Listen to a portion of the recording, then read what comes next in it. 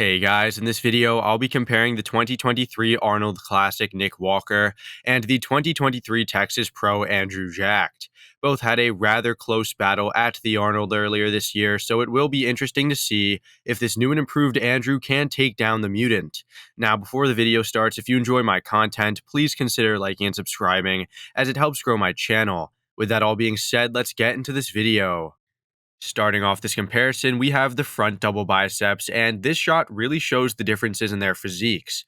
Andrew is completely statuesque, with his only real weak points being his forearms and calves, although you can't really see his calves here. His midsection, arms, and quads all show incredible detail and separation, and he clearly wins in the overall silhouette. Nick looks really good too, with huge freaky arms, the best out of the two, great midsection detail, and dry cut quads. He obviously isn't winning any awards in the midsection as it's blocky and doesn't create a good V-taper.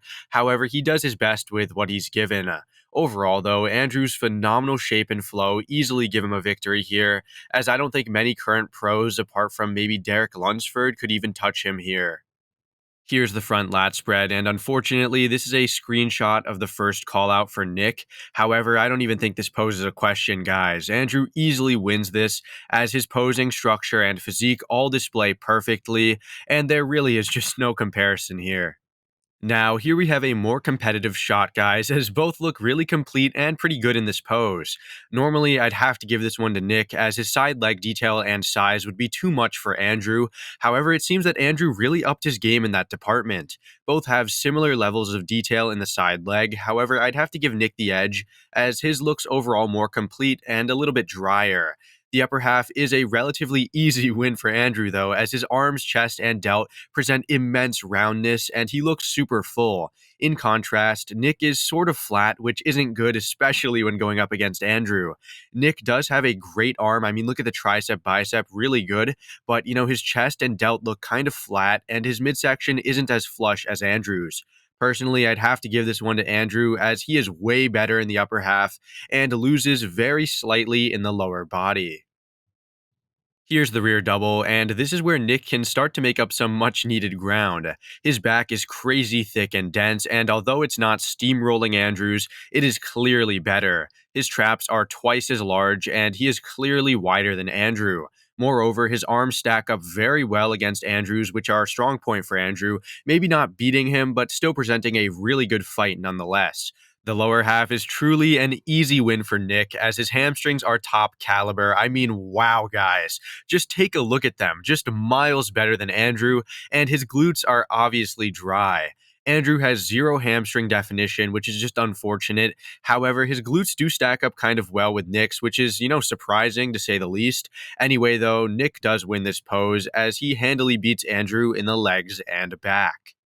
The rear lat spread is basically the same story as the rear double. However, Andrew does look pretty wide and shows good trap size and detail. But come on, come on, guys. Nick's back is just as wide as Andrew's, if not wider, more detailed, thicker in the lower back, and his legs dominate from behind.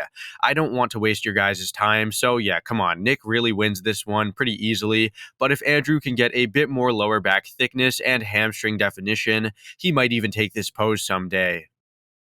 The side tricep is a great shot for both guys, as both present great triceps, midsections, and legs. Nick has a phenomenal midsection, guys. I mean, no joke. It looks insane, and he executes the pose perfectly, hiding his wider waist and creating a great illusion. His chest and delt still are a little bit flat, I'd say, but his side leg shows immense detail and deep cuts. Andrew hits the pose more artistically, showing so much more fullness, it's kind of insane, and an amazing feathered quad. His delt and chest are insanely ripped, and his midsection is equally impressive. This one is actually really tough to decide on, so I'll leave it up to you guys. Who do you think wins this pose? Personally, I do like the aesthetics of Andrew. However, I could see you picking the more conventional pose of Nick's. Guys, I've always admired Nick's ab and thigh because, like I said earlier, he took his rather bad waist genetics and really made the most out of them. His abs are symmetrical, deeply cut, and really pronounced, and he has a rather decent V-taper. His quads aren't too bad either, definitely lacking a bit in sweep, but I definitely think that's due to genetics. It is rather unfortunate for him, though, as Andrew Jacked has the best ab and thigh in the pro ranks today. You heard it here, the best. His abs are perfectly symmetrical, his quads are feathered to a T, and his V taper is just world class. So while Nick presents a rather decent competitive pose, Andrew is just on another level, guys, compared to almost anyone ever. Here's the last pose, the most muscular, and both have great arms, good separation in the chest, perfectly developed midsections, detailed quads, and large, huge arms. Like in the other shots, Andrew shows way more fullness in his entire physique and clearly wins the chest and delts. Moreover, he would win the quads and midsection as they are both, all around better than Nick's. I'd have to give Nick the arms, though, as the condition and graininess that he presents is insane. He does look very compact and muscular, but in my eyes, I am just drawn to the sheer beauty of Andrew's physique. It flows extremely well, and his bubbly shape is just unparalleled. So I'd have to give the last pose to Andrew, but I could see you preferring Nick for that, freak factor. All right, so that about does it for this video. I think that from the front and the side, Andrew is and will be a true force to be reckoned with at the Olympia. I don't see many defeating him from the front. From the side, it's a bit closer. However, from behind, he does lose to a lot of guys.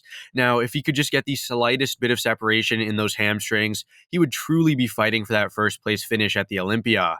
Moreover, I think Nick could have easily won more poses if he was a bit fuller. However, we will just have to wait for the Olympia and their next battle.